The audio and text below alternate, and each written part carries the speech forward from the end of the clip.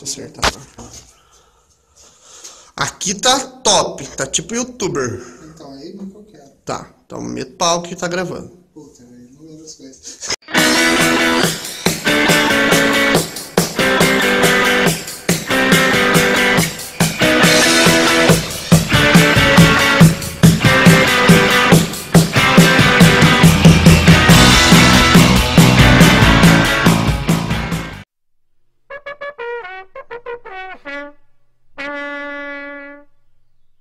Bom, primeiramente, antes de tudo, temos que saber quem é Francisco. Francisco nasceu no final do século XII, na cidade de Assis, filho de Picá e Pedro de Bernardone. A conversão de São Francisco de Assis começa depois de uma rebelião que teve na cidade de Assis, onde os poderosos voltaram para retomar a cidade. E quando, depois que ele estava preso, isso porque o pai dele era um comerciante, e nisso eles conseguiam ganhar as recompensas ou para soltar os filhos. Estando presos, Francisco sentiu frio e se adoeceu lá. E lá ele começou a ver que Deus mudava um pouco sua vida. Depois que saiu de lá, ficou vários dias de cama, ele já não sentia mais aquela vontade de estar em banquetes com os amigos, de se reunir com a galera, e sim ficar mais sim, voltado para junto de Deus. Sendo assim, quando Francisco se decidiu e viu que ele queria ser cavaleiro das cruzadas. E isso ele foi em direção à luta, à batalha, às guerras das grandes cruzadas. Só que no meio do caminho ele teve um sonho. E Deus falou bem perto de Francisco. Francisco, ao qual Senhor que você quer servir? Ao Senhor ou... Vendo isso, Francisco pensa com ele mesmo e fala: não, prefiro servir ao meu Senhor. E nisso ele volta para Assis. E lá ele começa a doar suas coisas aos pobres. Mas no começo é pouco. No começo ele vai lá, dá um tecido, vende alguma coisa mais barata. Mas ainda Francisco não está pronto. Ainda Francisco não chegou a entregar-se ao máximo à pobreza. E é aí que eu acho que a gente pode parar e pensar: o que a gente está fazendo na nossa vida? Nós que vivemos na igreja, ou até alguns de vocês que não vivem aí, será que a gente está se doando o quanto que a gente pode para Deus? Será que o que a gente faz é o que Deus quer que a gente busque? É isso que veio na mente de Francisco. E daí, logo depois disso, ele se encontrou, um dos maiores encontros com um leproso, ao qual ele tinha repugna. Ele não gostava de chegar perto, porque os leprosos naquela época fediam. E ele teve a capacidade de chegar junto do leproso e conseguir beijá-lo. Aquilo ali transformou a vida de Francisco. E a partir deste momento, ele começou ainda mais a servir a Deus na pobreza e na caridade. E logo depois que ele beija o leproso, ele começa a viver com os pobres e também começa a ir na igreja de São Damião, uma igreja já abandonada, meio caindo aos pedaços. E lá, ao abraçar o crucifixo de São Damião, Deus manda mais uma vez uma mensagem a Francisco: Francisco, vai e reconstrói a minha igreja. Só que Francisco, naquele ato meio bobo, podemos dizer assim, ele chega e pensa que é a igreja material. Então, o que ele faz? Ele, como sendo um filho de um rico mercador de tecidos, pega todos os tecidos do seu pai, vende e dá o dinheiro ao sacerdote para que ele possa reconstruir a igreja. E é aí que acontece outro grande momento da vida de Francisco. Seu pai, achando que Francisco estava louco, e venhamos e convenhamos, quem não acharia, ele chega e pede para o bispo que vá lá, fale com Francisco e peça para ele devolver o dinheiro. Sendo isso, o bispo vai lá, faz uma audiência e Francisco chega e fala ao pai, fala para o pai dele: pai, hoje eu te devolvo o dinheiro e te devolvo as roupas do meu corpo. Sim, Francisco ficou nu no meio da praça, falando que naquele momento ele só teria um pai, que era o pai que estava no céu. Mano, ele ficou pelado, cara! E a partir daí que ele ficou pelado, ele foi considerado um louco de Assis, ele voltou toda a sua vida ao palco. Já não vivia mais para si mesmo, vivia aos outros. E o mais interessante é que os amigos dele começaram a andar junto com ele. Depois de algum tempo, claro, eles achavam que a mesma Francisco estava louco. Mas depois de conversar com Francisco e ver as ideias de Francisco, eles adotaram essa vida como a vida deles. E viveram como irmãos. irmãos na pobreza, se doando aos pobres. Eles não buscavam riqueza, eles faziam um serviço, mas sempre buscavam comida, levantando a pobre igrejinha de São Damião. De cada riso e dor, de cada espinho e flor, construo a casa do meu Senhor. Bom, não vou delongar muito na história de São Francisco, é mais ou menos isso. Mas alguns fatos curiosos que vêm por aí.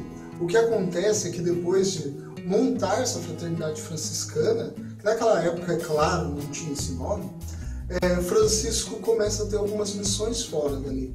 Por exemplo, buscar, junto com a sua santidade, o Papa, a ordem para que eles possam viver daquela maneira. E junto do Papa, ele recebe isso. E depois, mais para frente, Francisco, que sonhava ser um cavaleiro, sim, Francisco foi para as cruzadas, mas não com espada na mão.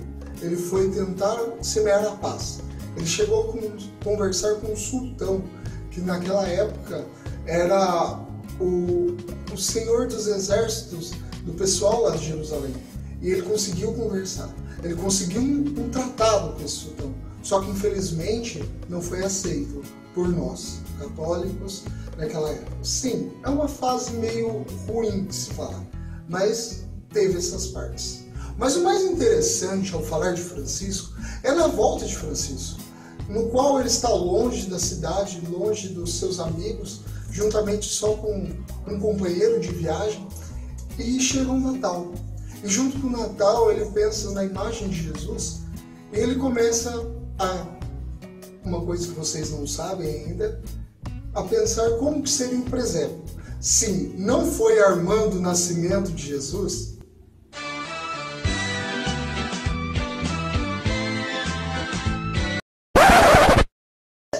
Que inventou o presépio.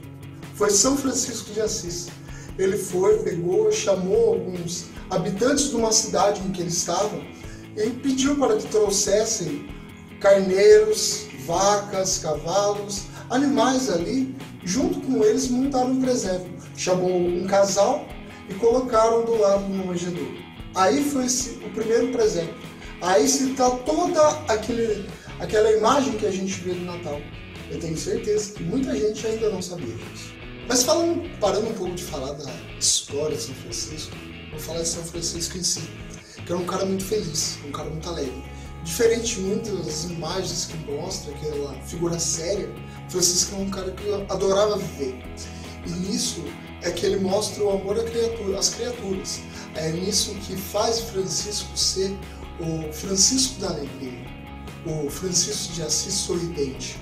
Que não importava se era um prato de comida que ele tinha, se era um amigo do lado, o Francisco sempre estava sorrindo. E o mais interessante de Francisco é por causa que falar do que ele se achava a perfeita alegria. Para ele, resumindo que a perfeita alegria, para quem tiver muito interesse, é muito lindo vocês lerem, total ela, só que ele falava que a perfeita alegria não estava numa cura, não estava em dinheiro, não estava curar um cego, não estava dar de comer aos pobres. Sim, a perfeita alegria era se um dia ele chegasse cansado no mosteiro que ele estava e lá ele não fosse recebido por alguém que não conhecesse ele, que ele fosse chutado, que ele fosse xingado, e mesmo assim ele não teria rancor no coração, ele não teria mágoa das pessoas, aí sim estaria a verdadeira alegria. E Francisco não pensava em esperar que os outros fizessem para ele, e sim é que ele não tinha mágoa no coração, mesmo se os outros fizessem mal a ele. E hoje, é uma coisa que eu penso muito, como é que está seu coração hoje? As coisas que o cidadão fala aqui e ali, as coisas que acontecem ao seu redor, isso te afeta pra caramba, todos nós afetamos. Mas para Francisco, isso era como se ele cada vez mais amasse essa pessoa e não desprezasse pelo que ela fez com ele. Hoje temos várias ordens, ou seja, vários filhos de Francisco. No dia em que eu saí de casa, minha mãe me disse: filho, vem cá. Não estou falando desse tipo de filhos, mas Francisco teve seguidores. Teve jovens, adultos que seguiram ele. As ordens das Clarissas, Toca de Assis, Frades Menores, OFS e por aí vai. Francisco fez uma revolução na igreja. Francisco trouxe para muitos o que faltava, que era a humildade e o carisma de oração, de doação. E até hoje, as coisas que o Francisco fez, todos os momentos que o Francisco participou, tudo aquilo que ele mostrou, ainda vivemos hoje na igreja. Graças a Deus ainda vivemos hoje na igreja. E sabe, uma das frases mais bonitas que João Paulo II disse quando foi visitar o túmulo de Francisco é: Francisco, o mundo tem saudades de ti. Esse foi mais um vídeo. E só para lembrar, o carisma de Francisco é isso. Quando a gente olha para Francisco, a gente não vê Francisco, mas vê Deus agindo no meio de Francisco. Bom, gente, muito obrigado. Desculpa aí pela demora, desculpa pelo vídeo, mas dá mais um tempinho pra gente. Vai lá, curte o vídeo aqui pra gente, curte nós no Face, no YouTube.